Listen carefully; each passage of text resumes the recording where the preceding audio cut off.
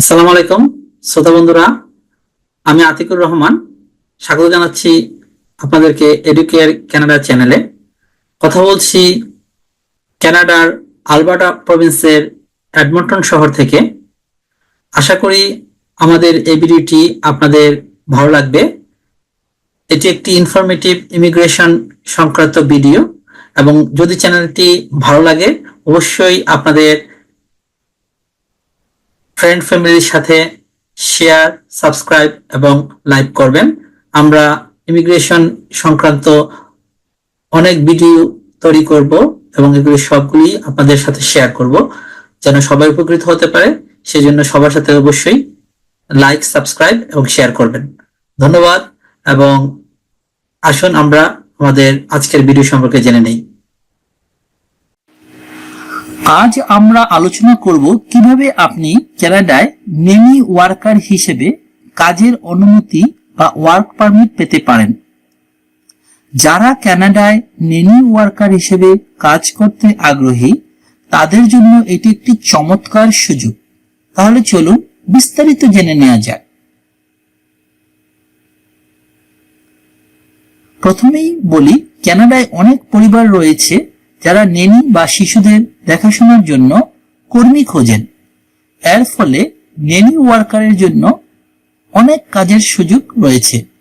বিশেষ করে in home care giver প্রোগ্রামের মাধ্যমে আপনি কানাডায় শিশু, বয়স্ক অথবা বিশেষ প্রয়োজন সম্পন্ন ব্যক্তিদের যত্ন নিতে পারবেন। কিভাবে কাজের পারমিট পাবেন? কানাডায় কাজ করতে হলে প্রথমে আপনাকে একটি ওয়ার্ক পারমিট পেতে হবে। এর জন্য কিছু ধাপ অনুসরণ করতে হবে।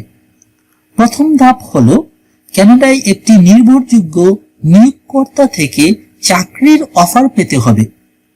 নিয়োগকর্তাকে আপনাকে কানাডার ইমিগ্রেশন ডিপার্টমেন্টের মাধ্যমে LMIA অথবা লেবার মার্কেট ইমপ্যাক্ট অ্যাসেসমেন্ট প্রক্রিয়াটি সম্পূর্ণ করতে হবে, যা দেখাবে যে তারা কানাডার নাগরিক বা স্থায়ী বাসিন্দাদের পরিবর্তে আপনাকে নিয়োগ করতে চাইছেন। কেননা এই সেক্টরে কানাডিয়ান নাগরিক দক্ষ,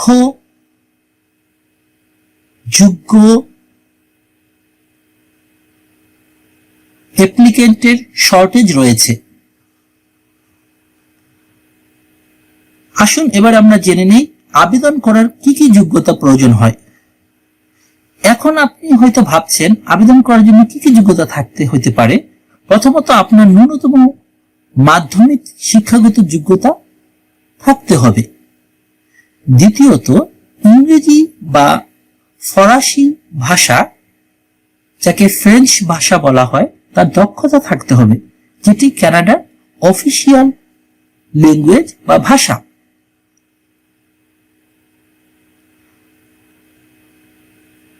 সবশেষে নেনি ওয়ার্কের অভিজ্ঞতা থাকা জরুরি। অর্থাৎ আপনি যদি আগে থেকেই শিশুর যত্ন বা পরিবারের বয়স্কদের যত্ন নেওয়ার কাজ করে থাকেন তাহলে আপনার সুযোগ আরো বাড়বে। এবার আমরা জেনে নিব আবেদন করার প্রক্রিয়া। ওয়ার্ক পারমিটের জন্য আবেদন করতে হলে প্রথমে আপনাকে কানাডা অফিসিয়াল ওয়েবসাইটে গিয়ে আবেদন ফর্ম পূরণ করতে হবে। সেই সাথে আপনার পাসপোর্ট, শিক্ষা ও কাজের অভিজ্ঞতার ডকুমেন্টস এবং মেডিকেল রিপোর্ট জমা দিতে হবে। এছাড়া কানাডার ইমিগ্রেশন ডিপার্টমেন্ট কখনো কখনো সাক্ষাৎকার বা অতিরিক্ত তথ্য চাইতে পারে, তাই প্রয়োজনীয় সকল ডকুমেন্ট হাতে রাখুন। পরবর্তী পদক্ষেপ হলো ওয়ার্ক পারমিটের সময়কাল এবং সুযোগ সম্পর্কে জানা। আপনি যদি নেনি হিসাবে কাজের জন্য ওয়ার্ক পারমিট পান তাহলে সাধারণত এটি 2 বছরের জন্য ইস্যু করা হয়, কিন্তু এর মধ্যে আপনি আপনার পারফরম্যান্স এবং নিয়োগকর্তার সন্তুষ্টি অনুযায়ী পারমিট রিনিউ বা স্থায়ীভাবে বসবাসের জন্য আবেদন করতে পারবেন। এছাড়াও কানাডায় বসবাসের সময় আপনি আপনার পরিবারকে সাথে নিয়ে আসার চমৎকার সুযোগও পেতে পারেন। আশা করি এই ভিডিওটি আপনাদের জন্য উপকারী হয়েছে। যদি আপনি নেনি ওয়ার্কার হিসেবে কানাডায় কাজ করতে ইচ্ছা প্রকাশ করেন তাহলে অবশ্যই এই ধাপগুলি অনুসরণ করুন। যে কোনো প্রশ্ন থাকলে কমেন্টে জানাতে ভুলবেন না। ভিডিওটি ভালো লাগলে লাইক, শেয়ার এবং সাবস্ক্রাইব করুন। আমাদের চ্যানেলের সাথে থাকার জন্য সবাইকে ধন্যবাদ। ভালো থাকুন সবাই। আল্লাহ হাফিজ। আশা করি আজকের এই ভিডিওটি আপনাদের ভালো লেগেছে। আর ভালো লাগলে অবশ্যই এরকম নতুন নতুন ভিডিও সবার আগে পাওয়ার জন্য আপনারা চ্যানেলটিকে সাবস্ক্রাইব করে রাখবেন এবং ভালো লাগলে অবশ্যই লাইক এবং শেয়ার বাটনটি প্রেস করবেন। সবার জন্য অনেক শুভকামনা রইল। আবার দেখা হবে নতুন একটা কোনো ইমিগ্রেশন সংক্রান্ত নতুন ভিডিওতে। সে পর্যন্ত সবাই ভালো থাকবেন। আল্লাহ হাফেজ।